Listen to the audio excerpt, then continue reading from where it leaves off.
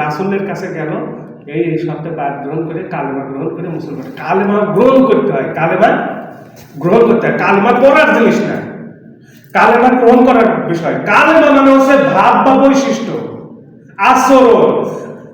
যেখানে বলা হয় মূল যে বিষয়বস্তুটা যদি ধরতে চাই, কালেমা শব্দের গভীর এবং তাৎপর্যপূর্ণ অর্থ হচ্ছে চরণ। চরণ ধরো, চরণ ছেড়ো না, দয়াল নিতাই কাউরে ফেলে যাবে না। গুরুর চরণ অমূল্য ধন। চরণ নিয়ে কত কথা। চরণ বলতে আবার পাও নিয়ে নিচ্ছে। চরণ কিন্তু আবার এই পাও না, এ পাও তো ওই যে নিহারি বানায় খাওয়া যায় না। আবার অনেক গুরু দেখা যাচ্ছে পাওয়াই নাই, কেটে আবার অনেক গুরু তো পাই নাই, দেখা যাচ্ছে স্বাভাবিক আমাদের ইসেতে আছে, ফরিদপুরে আছে। তাই এরকম গুরু তো আছে যে গুরুর পাও নাই, তো সেই গুরুর চরণ ধরবেন কি দিয়ে? মূলত চরণ শব্দের আরবি অর্থ হচ্ছে কালেমা, আর কালেমা শব্দের বাংলা অর্থ হলো চরণ ধরা। চরণ মানে কি? আচরণ বা বৈশিষ্ট্য।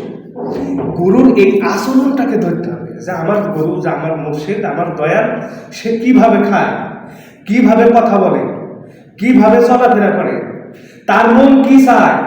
আমি তো তার দিছি আমার মন, সেও আমাকে এই মনটাই কি করবে? পরিশুদ্ধ করে আবার আমাকে ফেরত দিবে। আমি তাকে দিছিলাম নফসে আম্বারা। কি দিছিলাম? নফসে আম্বারা সমৃদ্ধ মন আমি তাকে দিছিলাম, আর সে আমাকে এর বিনিময়ে কি দিবে? নফসে মুতমাইন্না সম্পর্কিত সম্পন্ন একটা আত্মা সম্পর্কিত একটা মন আমাকে দিবে।